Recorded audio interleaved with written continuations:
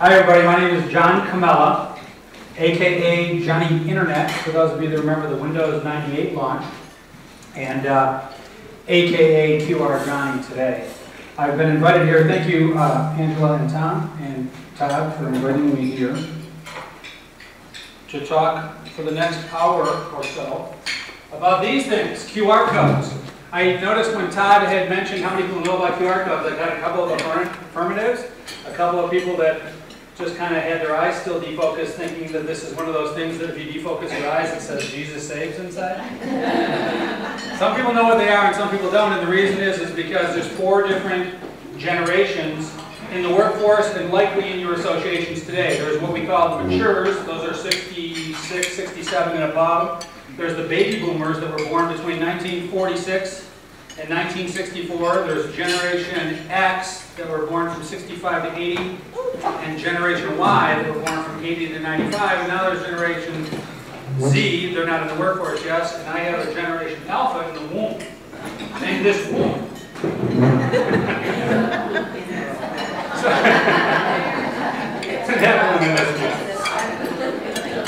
So, well, the thing is, when you're dealing with those many generations, what you're going to find is that you have a wide variety of techno-savvy to non-techno-savvy in your associations. And you really need to reach out to both.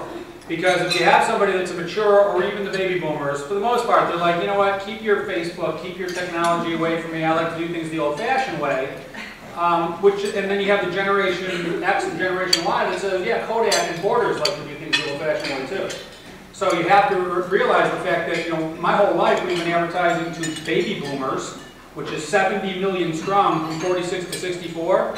But before you continue to work along those models, you have to realize that Generation Y is 90 million strong, and they're only 15 years, whereas baby boomers are 18 years. So there's an even bigger pig in the python of members of your associations and people that are consumers and workers out in the workforce today. So this technology, it's called the QR code, is one of the things that will speak very, very loudly to the younger baby boomers, to all of Generation X and all of Generation Y, because they're the tech-savvy types that know how to use their smartphones.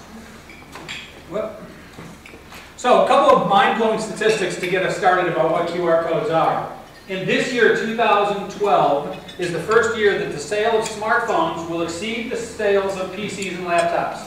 PCs and laptops have been burning and churning for 30 years, and their mark is here. Smartphones have been out for 4 maybe, and they're already above it. So there's more smartphones out there, which means there needs to be more applications for this 4-year-old technology than there are for the 30-year-old technology, which is the laptops and things. 118 million smartphones were sold in the third quarter of last year. There are 472 million smartphones in 2011. That number will likely double between now and 2015. So even though in 4 years we've caught up and surpassed the sales of laptops and PCs, we're going to do it again in the next 4 years. 50% of U.S. mobile phones, and I think the numbers changed since this is a few months old slide, owners have a smartphone. I think it's up to 60 or 70% of all people that have phones are now smartphones in the U.S. And there have been 11 billion apps downloaded, and that number is to peak next year. So it's technology that can't be ignored. As far as the money is concerned, Google expects this year to bring in $2.5 billion in revenue just from advertising on mobile phones. And eBay and PayPal expect to do $15 billion in business, buying and selling, over the smartphone. So this is a gigantic technology that is on the horizon. It speaks very, very loudly to that Generation X and Generation Y community.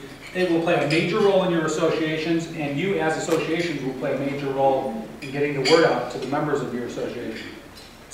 So one of the things that kind of comes out of this is that for many years we've been in what we call the information age, right? We can get information from Google, we can go to their website and learn all about their products and all about the services of any company, but it's all purely informational.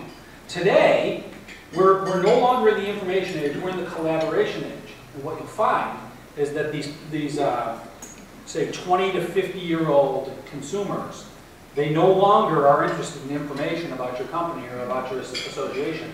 They don't want to read your direct mail piece. They don't want to listen to your radio or television advertising. They don't even want to go to your Facebook. They don't want anything that comes from you because that's purely informational. If they want to find out about your association, or if they want to find out about your product or service, they'll go to a collaborative site like Yelp or Angie's List, or they'll poll their friends on Facebook and say, is anybody eating at this restaurant? And now you're not getting the information from the owner of the restaurant, which is what we always did. We would call the restaurant and say, how's your food? How's your menu? And of course the answer is, we're the best restaurant on the strip. Those other restaurants are bummed. They've got health problems. We're the best restaurant. And then of course you go to the restaurant down the street, they're going to say the same thing about you. Well, that's informational. But now that we're in a collaboratory age, the new consumer knows that if I want to find out about you, I'm going to find out about you from your customer.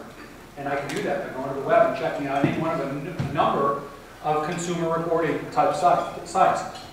And so it's a lot about a collaboration. So what we need to do is we need to make sure that if we want to get information out about our association, that it should go out through our customers or through our members and not through traditional advertising means. And we'll get into that in a little bit. So this is a QR code. They're showing up everywhere. They're on the Home Shopping Network. They're on magazines. They're on book covers. They're on My Business card. They're on the walls of giant buildings, especially overseas where they got their start. They're just showing up everywhere. And what they are is it's a code that any smartphone can scan, and it contains data that will trigger some action within your phone. And we'll talk about what that action is, because QR code technology is perhaps the greatest technology that I've seen of our age, but it's also the most underutilized and misutilized technology that I've ever seen. And we'll get into exactly why that's happening in a little bit. The QR stands for Quick Response. They're these square codes, and they need to be read on your phone with a thing called a QR reader. These are some of the more popular QR readers out there. There are literally scores of them. They're almost all free. And if you buy a cell phone today, it's very likely that it'll come with a QR reader already built in. But if you don't have one built into your phone and you want to scan the QR code that maybe is found on your name badge or on the cover of the program book for this event, you would download one of these. When you launch the app, it'll just turn your camera on. So it'll look like you're pointing your camera. And if you just point it in the general direction of a QR code, the camera will find it, scan it, and bring in that data. And usually launch a website or launch an app of some sort. So the way to get that reader on your phone, and if you feel like doing this during the talk, I'm okay with it. You just go to the website www.inigma.mobi, and it will determine what type of phone you have, and we'll start the download for you. Just follow the instructions, and you'll have a reader on your phone. So it's very easy to do. Free QR generators. QR codes have been out for 15 years. They were developed by the Densa Corporation, which is a subsidiary of Toyota. They were used 15 years ago in Japan primarily to scan parts on automobiles in the Toyota automobile assembly line. And it was a great technology for getting the data very quickly as parts went by. They later discovered that this is also very useful technology for smartphones, but we hadn't had smartphones here in the US until 3-4 years ago. Once the smartphones came on the horizon, the QR code technology really took off. And that's the reason that we have these free QR generators now. It's relatively new websites. One of them is qrstuff.com. Another one is goo.gl, that's Google's. And pretty much every free QR generator out there, it will ask you to type in a URL, like your website, press a button, it generates the image. If you scan that image, it'll redirect to your website. And that's how most people are using QR codes today. QR Stuff is a little bit richer. It has some other things that you can do, like you can set a bookmark, you can make a phone call, you can send a text message or send an email or store a V-card or some other functions.